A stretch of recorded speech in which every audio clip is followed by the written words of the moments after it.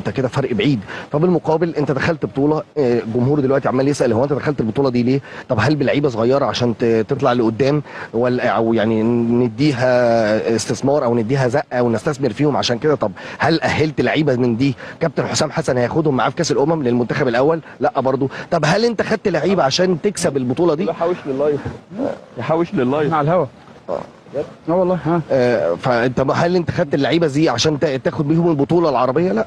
فما لا قدمت واحد ولا قدمت اثنين ولا قدمت ثلاثه. بمنتهى البساطه يعني عدم تخطيط، الفهلوه، العشم في الصدفه هيوديك للنتيجه اللي انت شايفها دي. واعد لك الاسئله تاني اذا كنت انت متخيل ان احنا ما كناش على الهوا. بس انا بحسب ما كناش على الهوا والله. اعد لك الاسئله تاني. ماشي، اتكلم بحماس يعني وكده ولا؟ لا حماس ولا اتكلم زي ما انت كنت بتتكلم. هو يعني قول لي ايه رايك؟